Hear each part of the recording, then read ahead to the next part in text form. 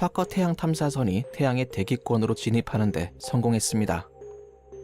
그리고 파커 탐사선은 태양의 대기로 돌입할 때의 그 순간까지 촬영하는 데 성공했죠. 인간이 만든 탐사선이 태양의 대기를 통과한 것은 인류 역사상 처음 있는 일인데요. 과학자들은 이 사건이 천문학계의 기념비적인 순간이자 진정한 위협이라고 평가하고 있습니다. 지금도 파커 탐사선은 태양의 더 깊은 곳을 향해 계속 나아가고 있습니다. 태양은 지구처럼 고체 형태의 지표면을 가지고 있지 않습니다. 그래서 어디까지가 태양이고 어디서부터가 우주의 시작인지 구분하기가 아주 모호하죠. 그동안 과학자들은 코로나라고 하는 매우 뜨겁고 거대한 대기층의 바깥쪽 어딘가로 생각해 왔었습니다. 코로나는 태양의 중력과 자기장으로 결합된 일종의 플라즈마 층을 말하는데요. 태양을 크게 둘러싸고 있는 대기층으로 명백한 태양의 한 부분이라고 말할 수 있습니다. 하지만 이 사진에서 확인할 수 있듯이 그 경계가 매우 모호하다는 것이 문제입니다. 여러분들이 보시기에 어디까지가 태양이고 어디까지가 우주인지 정확히 구분이 되시나요? 사실 과학자들도 이 부분에 대해서 많이 혼란스러워하고 있는 상태입니다. 태양과 우주의 경계점을 찾기 위해서는 가장 먼저 코로나가 끝나는 지점을 찾아야 됩니다. 태양의 코로나는 태양의 열과 압력에 의해서 점점 태양을 벗어나려는 특성이 있는데요. 이러한 특성에 의해 코로나는 결국 태양의 중력을 벗어나 태양풍이 되어 우주로 방출됩니다. 여기서 중요한 것은 코로나가 태양의 중력을 벗어나는 그 경계 지점입니다. 바로 이 지점이 태양과 우주를 구분할 수 있는 경계면이라고 할 수 있는 겁니다. 그런데 과학자들은 이 경계면이 정확히 어느 지점인지 지금까지는 찾을 수가 없었습니다. 막연히 코로나가 가장 흐려지는 지점인 태양 표면에서 690만 킬로미터에서 1390만 킬로미터 사이의 어딘가로 생각해 왔었죠. 결국 이러한 의문을 해결할 수 있는 가장 확실한 방법은 딱 한 가지밖에 없습니다. 직접 태양의 코로나 안으로 들어가서 그 경계면이 어딘지 찾아보는 겁니다. 그리고 우리에겐 아주 다행히도 태양의 주위를 돌고 있는 파커 탐사선이 있습니다. 그동안 파커 탐사선은 태양의 주위를 돌면서 점점 태양 쪽으로 가까이 다가가고 있었는데요. 최근에는 태양 표면에서 약 1400만 킬로미터 떨어진 지점까지 접근하는데 성공할 수 있었습니다. 그리고 파커 탐사선은 여기에서 멈추지 않고 점점 더 태양의 안쪽으로 다가갔습니다. 그리고 2021년 4월 28일 파커 태양 탐사선은 결국 태양 표면에서 약 1300만 킬로미터 지점까지 접근했습니다. 파커 탐사선은 이 지점에서 그동안 과학자들이 코로나에 포함되어 있을 것으로 예상했었던 입자들과 자기 성분을 감지했는데요. 이러한 결과는 파커 탐사선이 태양의 대기권 안으로 진입하는 데 성공했다는 것을 의미하고 있었습니다. 인류 역사상 처음으로 인간이 만든 기계가 항성의 대기권에 진입하는 순간이었습니다. 뿐만 아니라 태양과 우주의 가장 정확한 경계면을 직접 확인한 순간이기도 했죠. 또한 파커 탐사선은 이 지점을 넘어서 1050만 킬로미터까지 더 접근하는데도 성공했습니다. 이 영상은 파커 탐사선이 태양에 접근할 때의 상황을 촬영한 영상인데요. 영상을 보면 탐사선 주변을 빠르게 스쳐 지나가는 밝은 줄무늬들을 많이 볼 수 있습니다. 이러한 현상은 코로나 스트리머라는 구조 안에서 발견될 수 있는 현상입니다. 코로나 스트리머는 반대의 극성을 가진 두 지점을 연결하는 고리 형태의 구조를 말하는데요. 이 고리 안에는 전자들로 가득하기 때문에 아주 밝게 빛날 수 있는 겁니다. 쉽게 말해서 태양의 일식 사진에서 흰색으로 밝게 빛나고 있는 바로 그 부분을 말합니다. 앞으로 파커 탐사선은 태양의 표면에서 600만 킬로미터까지 더 가까이 접근할 예정인데요. 만약 성공하게 된다면 역사상 항성에 가장 가깝게 접근한 탐사선이라는 자신의 기록을 갈아치우게 됩니다. 관건은 파커 탐사선이 태양의 뜨거운 열을 이겨낼 수 있느냐 없느냐입니다. 만약 파커 탐사선이 이 온도를 견뎌낼 수 있다면 태양에 대해서 더 많은 것들을 알아낼 수 있게 될 겁니다.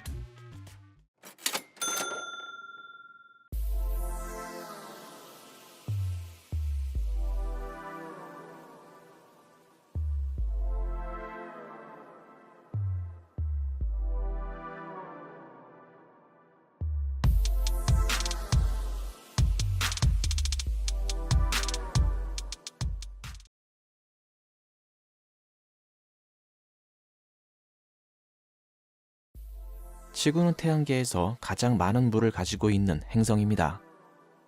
그래서 우리를 비롯한 수많은 생명들이 지구에서 탄생할 수 있었던 거죠. 그런데 이렇게 생명에게 중요한 물은 도대체 어떻게 생겨나게 된 걸까요? 그동안 과학자들은 물을 가지고 있던 소행성의 충돌을 주 원인으로 생각해 왔었습니다. 하지만 소행성만으로 지구에 존재하는 막대한 양의 물을 설명하기에는 뭔가 부족합니다. 어쩌면 지구의 물은 우리가 생각하지 못했던 무언가가 만들어냈을지도 모릅니다. 지금까지의 연구에 의하면 초창기의 지구에는 수소와 산소가 아주 풍부하게 존재하고 있었습니다. 하지만 시간이 흐르면서 산소는 지구에 남았지만 대부분의 수소는 우주로 빠져나가 버렸죠. 즉 초창기의 지구는 스스로 물을 만들어낼 수 있을 만한 능력을 갖추고 있지 않았다는 겁니다. 그렇다면 지구의 물은 지구의 바깥쪽에서 무언가에 의해 유입되었다고 보는 게 가장 합리적일 텐데요. 과학자들은 그 외부 요인으로 당시 물을 품고 있었던 C형 소행성들을 지목했습니다. 실제로 C형 소행성에는 생각보다 많은 양의 수분과 미네랄들이 포함되어 있다는 사실이 확인되었습니다. 그런데 문제는 이 소행성이 포함되어 있는 물과 지구의 물의 성분이 서로 일치하지 않았다는 겁니다. 좀 더 정확히 말해서 소행성에는 지구의 바다보다 중수소의 함유량이 훨씬 더 많았는데요. 소행성이 지구의 물을 탄생시킨 주 원인이 되려면 적어도 중수소의 함량이 훨씬 더 낮았어야 됩니다. 물론 이러한 문제 이외에도 소행성의 충돌만으로 지구의 많은 물을 설명하는 것 역시 불가능하죠. 어쨌든 이러한 문제들은 지구의 물에는 다른 출처가 존재할 수 있다는 여지를 남겨놓습니다. 예를 들면 태양은 어떨까요? 당연히 태양 자체가 지구의 물을 만들어냈다는 얘기는 아닙니다. 하지만 태양풍이라면 얘기는 완전히 달라지게 됩니다. 최근 과학자들은 2010년에 발견된 이토카와라는 소행성의 샘플을 분석했습니다. 이 샘플은 규선염으로 이루어진 먼지 알갱이로 소행성의 표면에서 채취가 되었죠. 샘플의 분석 결과는 아주 놀라웠습니다. 이 먼지 알갱이의 내부에서 물이 발견되었던 겁니다. 그리고 과학자들은 이 물이 수소 이온에 의해 만들어졌을 것이라고 최종적으로 결론을 내렸습니다. 그 이유는 규선염이 수소 이온을 만나게 되면 그 부산물로 물을 만들어내기 때문입니다. 규산염으로 덮여있던 소행성의 표면에서 물이 만들어질 수 있는 방법은 오직 수소 이온뿐입니다. 그리고 수소 이온은 태양풍에 많이 포함되어 있죠. 즉 이 물은 태양풍에 의해서 만들어졌던 겁니다. 또한 이 소행성에서 발견된 물에는 중수소의 함유량도 아주 낮았는데요. 태양풍에는 일반적인 수소는 많이 포함되어 있지만 중수소의 함유량은 아주 적었기 때문입니다. 그러면 이러한 결과를 토대로 해서 초기 태양계의 상황을 한번 재현해 보겠습니다. 탄생한 지 얼마 되지 않은 초기의 태양계에는 정말 수많은 소행성들이 떠다니고 있었습니다. 그리고 이 소행성들은 서로 충돌하면서 무수히 많은 규산염 먼지들을 만들어냈죠. 또한 이 먼지들은 오랜 시간 동안 태양풍에 노출되었으며 그 결과로 물을 얻게 되었습니다. 한편 지구는 태양을 공전하는 과정에서 이 먼지들을 지속적으로 쓸어담고 있었는데요. 당시에 쓸어담았던 먼지의 양은 지구에서 상당량의 물을 만들어내는데 충분했을 겁니다. 과학자들은 지구에 존재하는 물의 56에서 72% 정도가 이때 만들어졌을 것으로 추정하고 있죠. 그리고 이러한 과정들은 공기가 없는 달에도 물이 존재하고 있는 이유에 대해서도 설명해 줄 수 있습니다. 이렇게 태양은 지구에서 물이 만들어질 수 있는 결정적인 역할을 해주었습니다. 그리고 태양은 지금도 여전히 다양한 방법으로 지구의 생명에게 도움을 주고 있죠. 인간에게 신이 있다면 태양이야말로 가장 신에 가까운 존재이지 않을까라는 생각이 들게 됩니다.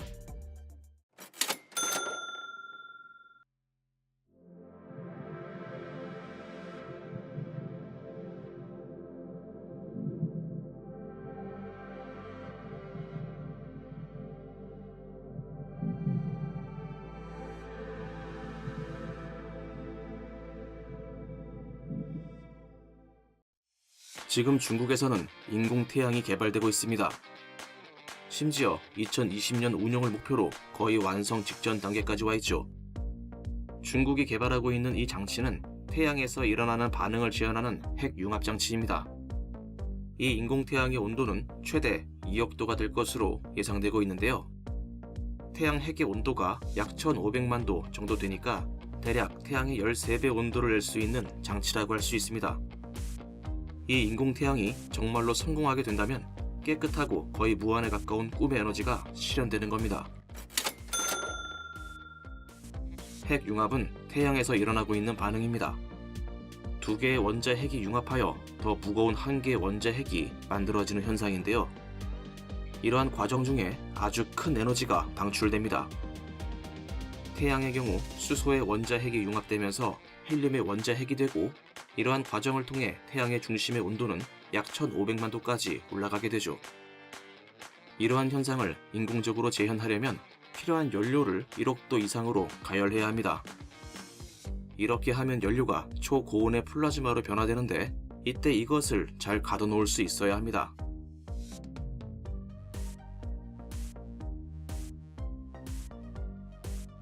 이러한 역할을 하는 장치가 바로 토카박이라고 하는 도넛 모양의 진공장치인데요. 이 장치는 자기장을 통해 고온의 플라즈마를 안정시켜 핵융합이 지속적으로 발생될 수 있도록 유지시켜줍니다.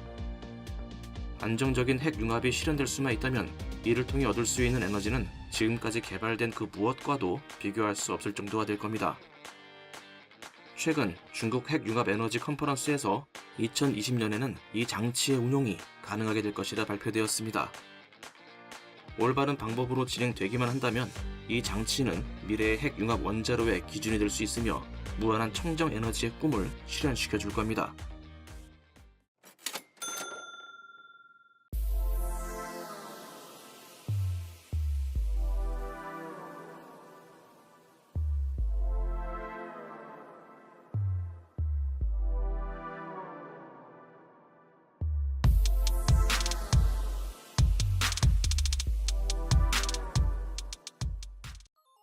과학자들은 아주 오랜 시간 동안 태양을 연구해 왔습니다. 그 덕분에 인류는 태양의 진짜 모습을 조금씩 알 수 있게 되었죠. 하지만 과학자들의 오랜 노력에도 불구하고 여전히 베일에 가려져 있는 비밀이 있습니다. 아주 오랫동안 가려져 있던 태양의 비밀, 바로 태양의 극지방인데요. 지금까지 태양의 극을 직접 촬영했거나 직접 관측에 성공했던 적은 단 한 번도 없었습니다. 그런데 얼마 전 과학자들은 역사상 처음으로 태양의 극을 직접 촬영하는 데 성공했습니다. 처음으로 들여다본 태양의 남극에는 설명할 수 없는 이상한 현상이 일어나고 있었습니다.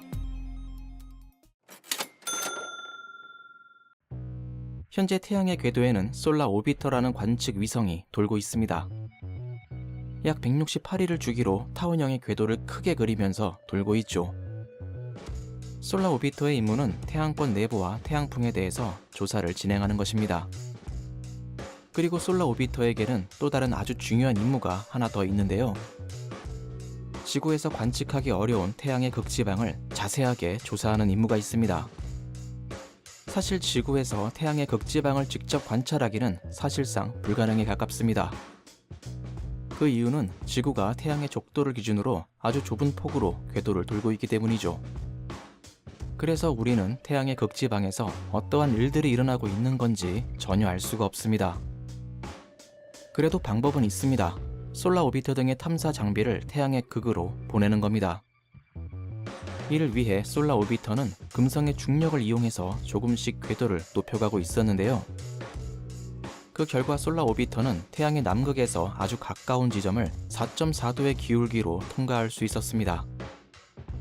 그리고 그 과정에서 처음으로 태양의 남극 지역을 직접 촬영하는 데도 성공할 수 있었죠. 솔라 오비터가 보내온 사진에는 뭔가가 순환하면서 끓어오르는 모습이 담겨져 있었습니다.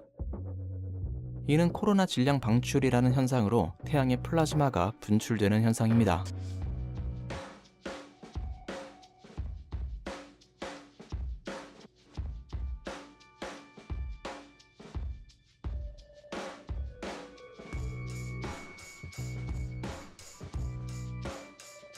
또한 솔라 오비터가 보내온 사진에는 과학자들이 처음 보는 현상도 담겨져 있었는데요. 태양의 남극에는 마치 뾰족한 가시처럼 생긴 무언가가 끊임없이 분출되고 있었습니다. 약 25,000km에 달하는 넓은 범위에서 사방으로 계속 뿜어져 나오고 있었죠. 얼핏 보면 마치 태양의 간헐천이 뿜어져 나오고 있는 것처럼 보이기도 합니다. 과학자들은 이 처음 보는 현상에게 고슴도치라는 별명을 붙여주었습니다.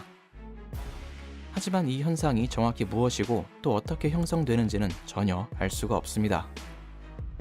어쩌면 이 현상을 분석하는 데만 몇 년 이상이 걸리게 될지도 모르겠습니다. 참고로 솔라 오비터는 태양의 남극에서 약 4,790만 킬로미터 떨어진 곳에서 이 사진을 촬영했는데요. 촬영 당시에 솔라 오비터에 기록된 온도는 약 500도에 달했다고 합니다. 앞으로 솔라 오비터는 금성을 이용해서 태양의 극쪽으로 더 올라갈 예정인데요. 2025년에는 태양의 남극에서 약 17도의 기울기 궤도에 진입할 계획입니다. 또한 2026년 말까지는 24도 기울기의 궤도에 진입하는 것을 목표로 하고 있습니다. 어쩌면 태양의 탐사는 이제부터가 진짜일지도 모릅니다. 이제 조금만 더 있으면 우리는 태양에 숨겨져 있던 모습까지 완전하게 볼 수 있게 될 겁니다.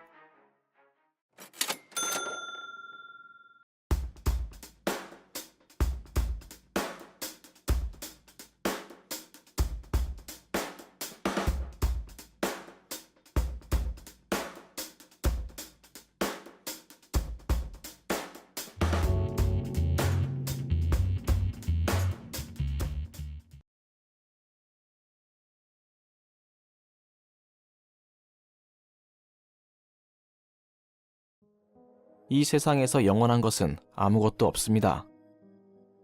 지구에 살고 있는 생명들뿐만 아니라 지구 자체도 언젠가는 죽게 되죠. 뿐만 아니라 지구가 속해 있는 거대한 태양계도 결국엔 종말을 맞이하게 될 겁니다. 그렇다면 태양계가 종말을 맞이하게 될 시기는 과연 언제쯤이 될까요?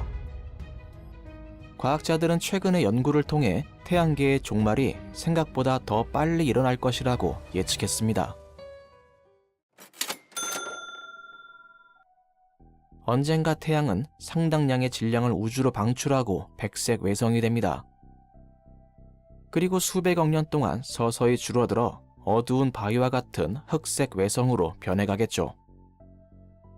하지만 태양계의 다른 천체들은 태양보다 훨씬 더 이전에 모두 태양계에서 사라지게 될 겁니다. 많은 천문학자들과 물리학자들은 오래전부터 우리 태양계의 운명에 대해서 연구해오고 있는데요. 사실 태양계의 안정성에 대한 연구는 뉴턴의 시대까지 거슬러 올라갑니다. 뉴턴은 천체들 간의 상호작용이 결국 태양계 전체를 불안정하게 만들 것이라고 예측했었습니다. 하지만 천체들 간의 상호작용에 대한 연구는 현재의 기술로도 그렇게 쉽지가 않은데요. 우리 태양계에는 서로 상호작용하며 움직이는 천체들이 너무 많아서 경우의 수도 비례해서 많아지기 때문입니다. 즉 어떠한 행성이 미래의 어느 시점에 정확히 어느 위치에 있게 될지 예측하기가 어렵다는 얘기죠. 이러한 문제를 가리켜 다체 문제라고 합니다. 이러한 복잡성 때문에 먼 미래의 태양계의 운명을 예측하는 일은 더더욱 어려운 일이라고 할 수 있습니다. 그럼에도 불구하고 과학자들은 태양계의 미래를 예측하기 위해 오래전부터 노력해왔습니다. 과학자들은 태양계가 약 100경 년에 걸쳐 서서히 무너지게 될 것이라고 20년 전에 예측했었는데요. 하지만 당시의 계산에는 몇 가지 중요한 사항이 빠져 있었습니다. 그 첫 번째는 바로 태양입니다. 약 50억 년 후의 태양은 적색 거성으로 변하게 되어 수성, 금성, 지구를 차례대로 덮치게 됩니다.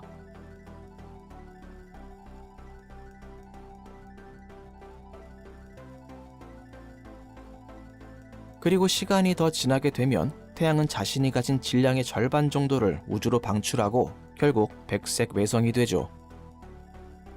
이러한 질량의 손실은 화성과 목성, 토성, 천왕성, 해왕성을 붙잡고 있던 힘을 약해지게 만듭니다.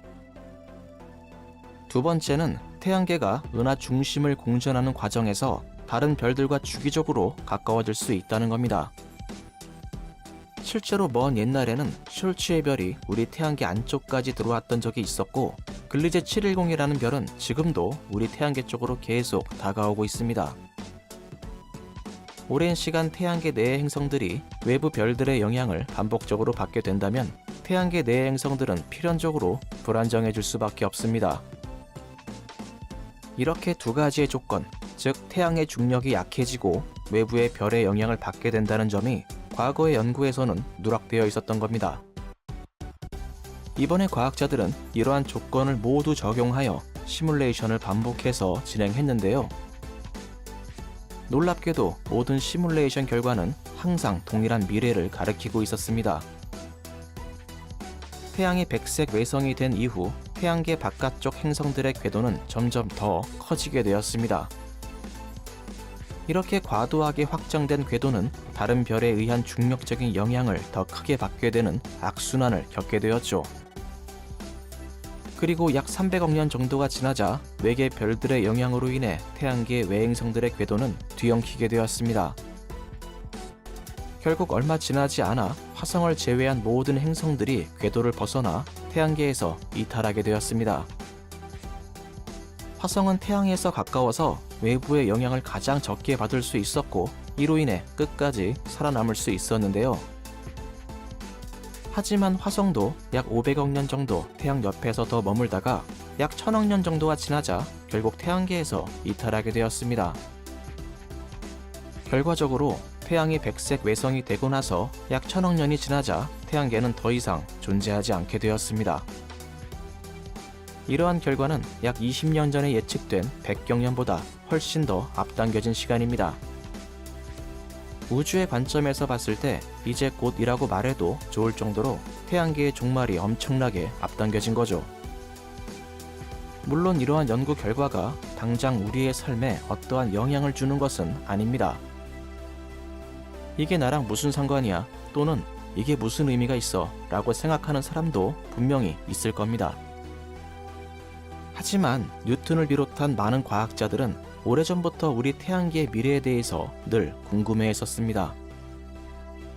이러한 연구를 통해 태양계 내의 다양한 규칙을 발견하는 것 이외에도 억겁의 시간을 뛰어넘어 미래를 내다보는 일 그 자체만으로도 과학자들은 충분히 매력을 느끼고 있는 것 같습니다.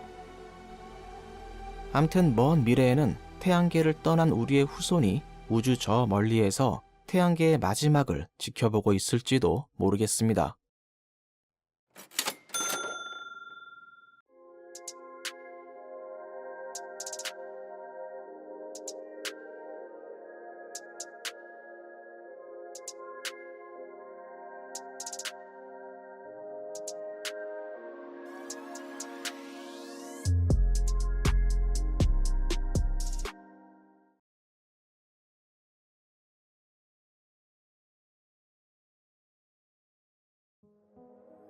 우리 태양계 바깥쪽에는 이상한 천체들로 가득 차 있습니다. 아직 실제로 관측된 적은 없지만 과학자들은 이 천체들이 실제로 존재하고 있을 것으로 생각하고 있죠. 바로 오르트 구름에 대한 이야기입니다. 얼마 전에 과학자들은 오르트 구름에 대한 아주 흥미로운 연구 결과를 발표했는데요. 오르트 구름이 태양의 쌍둥이 별과 관련되어 있을 가능성이 있다는 겁니다. 먼 옛날 우리의 태양은 쌍둥이 형제가 있었을지도 모릅니다. 물론 그 쌍둥이 형제는 오래전에 사라져버렸지만 태양계 외부에 오르트 구름이라는 흔적을 남겨놓았습니다. 오르트 구름은 태양계에서 가장 바깥쪽에 위치하고 있는 천체들의 집단인데요. 이곳에는 태양계가 형성될 때 남겨진 수십억, 아니 어쩌면 수조 개의 바위와 얼음 덩어리들로 가득 차 있습니다. 도넛 모양의 카이퍼 대와는 달리 오르트 구름은 태양계 전체를 감싸고 있는 두꺼운 구의 형태를 하고 있을 것으로 생각되고 있죠. 특히 오르트 구름은 상상을 초월할 정도로 엄청나게 거대한데요. 가장 가까운 안쪽의 오르트 구름까지만 해도 약 1000AU나 떨어져 있으며 가장 바깥쪽은 무려 10만 AU 거리나 됩니다.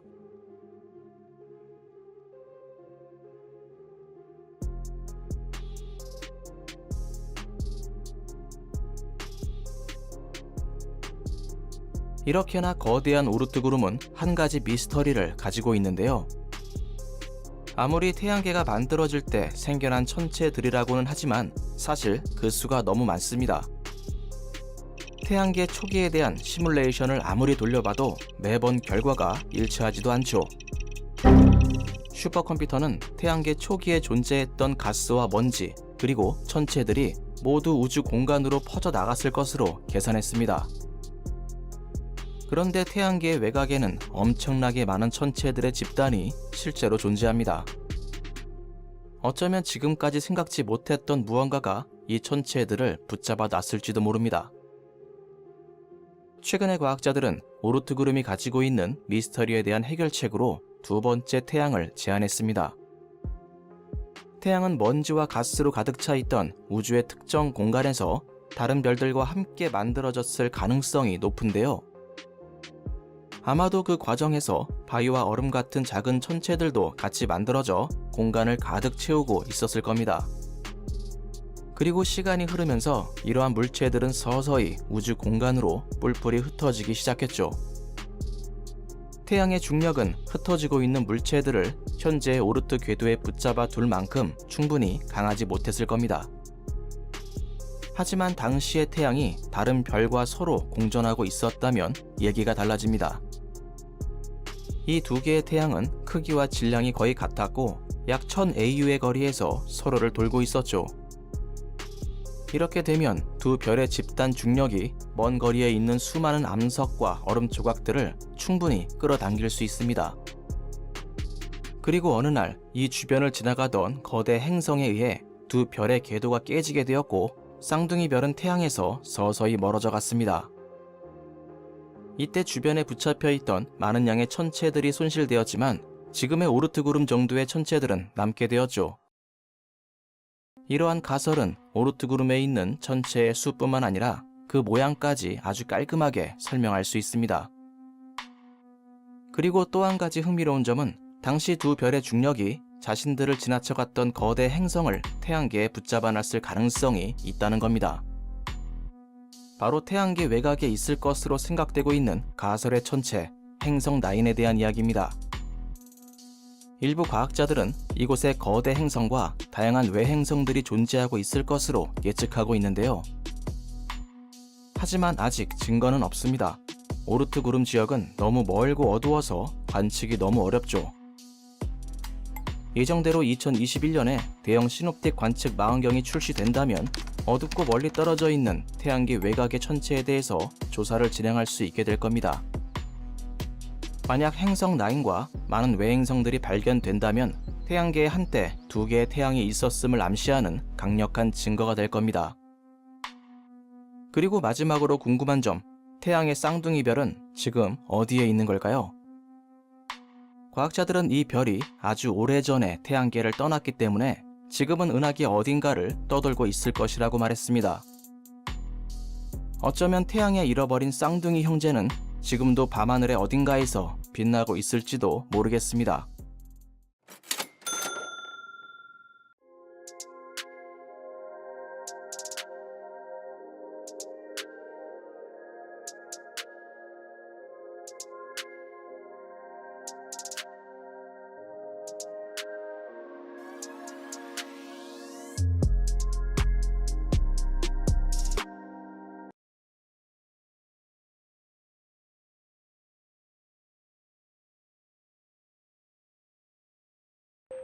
얼마 전 과학자들은 태양에서 나온 아주 희귀한 유령 입자를 발견했습니다. 이 입자는 태양의 내부에서 독특한 융합 과정에 의해 만들어질 것으로 예측되었던 입자인데요. 이 입자의 이름은 시에노 중성미자라고 합니다. 과학자들은 이번에 발견을 계기로 태양의 동력을 공급하는 두 가지 과정에 대해서 완전히 이해할 수 있게 되었다고 밝혔습니다. 태양의 내부에는 두 가지 유형의 핵 융합 반응이 일어나고 있습니다. 첫 번째는 잘 알려져 있는 양성자 연쇄 반응입니다. 이러한 연쇄 반응은 양성자끼리 융합하는 과정에서 수소를 헬륨으로 변환합니다. 과학자들은 이 연쇄 반응이 태양 에너지의 99%를 만들어내고 있을 것으로 예측하고 있죠. 두 번째는 시에노 순환이라고 하는 일반적이지 않은 6단계 과정을 통해 발생하게 되는데요. 태양의 수소가 탄소, 질소 및 산소를 이용해 시에노 순환 과정을 거쳐 헬륨으로 융합됩니다. 이 과정은 태양 에너지의 1% 정도를 만들어내고 있을 것으로 생각되고 있었습니다. 양성자 연쇄 반응과 시에노 순환은 그 과정에서 질량이 거의 없고 일반적인 물질을 통과할 수 있는 서로 다른 종류의 중성미자를 만들어내는데요. 예전부터 과학자들은 양성자 연쇄 반응에서 만들어진 중성미자를 감지해서 연구해오고 있었지만 시에노 순환 과정에서 만들어지는 시에노 중성미자는 발견할 수 없었습니다. 즉 시에노 중성미자는 가설의 영역에서만 존재하는 입자라고 할 수 있죠. 그런데 얼마 전에 이탈리아에 있는 보렉시노 검출기가 시에노 중성미자를 처음으로 감지하는 데 성공했습니다. 보렉시노 검출기는 중성미자의 상호작용을 연구하기 위해 만들어진 검출기인데요. 이 검출기는 약 18m 높이의 탱크로 구성되어 있으며 중성미자가 들어오면 전자와 반응하는 280톤의 아주 특이한 액체가 들어있습니다.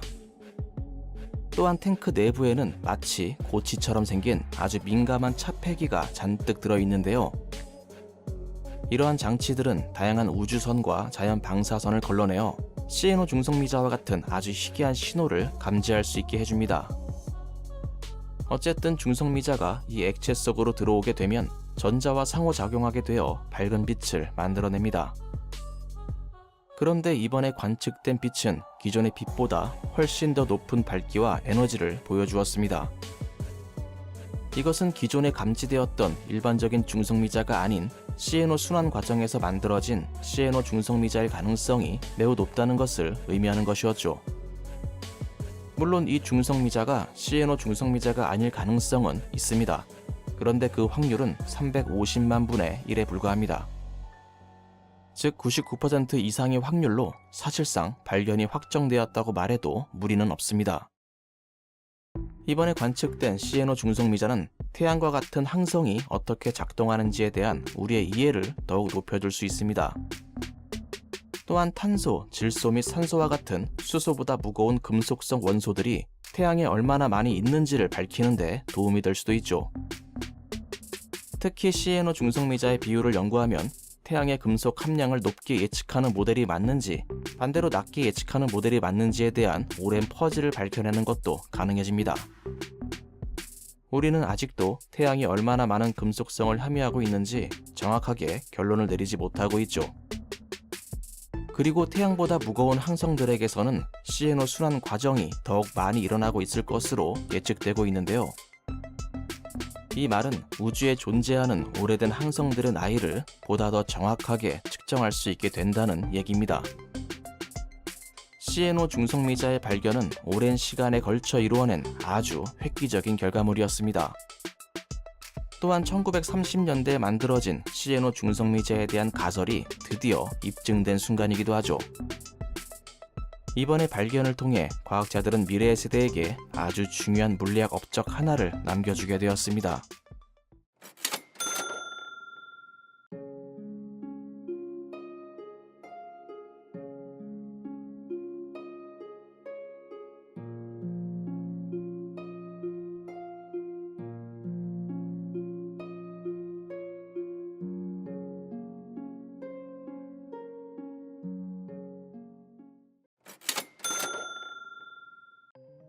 미국의 어떤 소설가는 우리의 태양계를 이렇게 묘사했습니다. 태양계는 태양, 목성 그리고 그 외 파편들로 구성되어 있다. 과학적으로는 당연히 틀린 말이지만 작가의 생각이 어느 정도 이해는 됩니다. 왜냐하면 태양의 질량은 태양계 전체 질량의 무려 99.8%를 차지하고 있기 때문입니다. 그 크기와 질량도 놀랍지만 정작 과학자들이 놀랐던 이유는 다른 데 있는데요. 이번 시간에는 과학자들을 놀래킨 태양의 4가지 사실을 알아보도록 하겠습니다.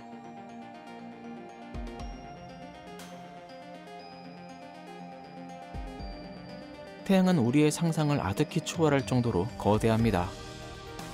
만약 태양의 내부가 비어 있다면 약 100만 개의 지구가 그 안에 들어갈 정도죠. 그리고 태양은 74%의 수소와 25%의 헬륨으로 주로 구성되어 있는데요. 이러한 수소와 헬륨은 태양의 중심에서 초당 수억 톤씩 융합되어 열과 빛으로 방출됩니다. 또한 태양의 나이는 약 45억 년이며 앞으로 65억 년 정도 더 살 수 있을 것으로 예상됩니다. 아마도 태양의 마지막 모습은 초신성 폭발에 이은 블랙홀이나 중성자별은 아닐 겁니다. 태양의 질량은 초신성을 일으킬 수 있을 정도로 그렇게 크지 않기 때문인데요. 아마도 태양은 적색 거성으로 부풀어 오른 다음 다시 수축하여 결국 백색 외성이 될 겁니다. 그리고 태양은 그 과정에서 주변에 있던 여러 행성들을 파괴하게 될 겁니다. 수성과 금성은 거의 확실해 보이고 어쩌면 지구도 이러한 운명을 피할 수 없을지도 모릅니다.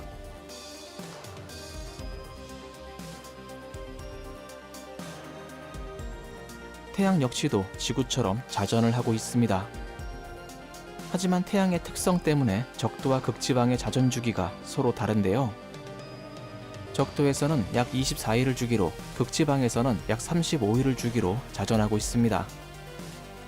태양의 자전 주기가 이렇게 서로 다른 이유는 태양의 표면은 초고온의 플라즈마로 이루어져 있기 때문입니다. 즉 태양의 표면은 딱딱한 고체가 아니기 때문에 이렇게 차등되게 자전하고 있는 거죠. 또한 태양은 지구처럼 자체적인 공전 궤도도 가지고 있습니다. 초속 약 225km 이상의 어마어마한 속도로 우리 은하계를 계속 공전해 오고 있는데요. 태양이 우리 은하계를 한 바퀴 도는데 걸리는 시간은 약 2억 3천만 년이라고 합니다.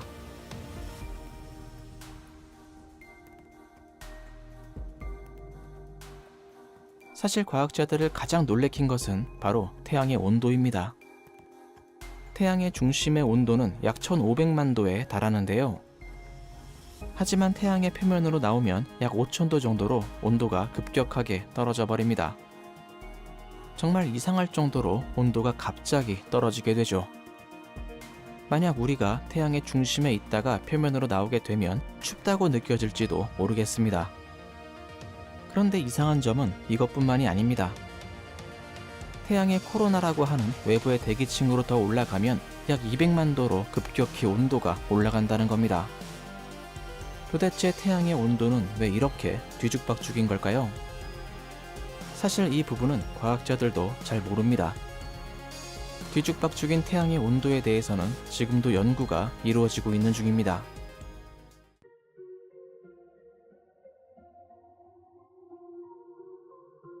이 사진은 태양의 개기 일식을 촬영한 사진입니다.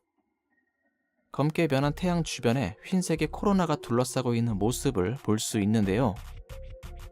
사실 태양의 코로나는 태양의 대기권으로 가장 바깥쪽에 있는 대기라고 할 수 있습니다. 하지만 개기 일식 때 우리가 보게 되는 태양의 대기는 극히 일부분에 해당됩니다. 실제로 태양의 대기는 이것보다 훨씬 더 거대하죠.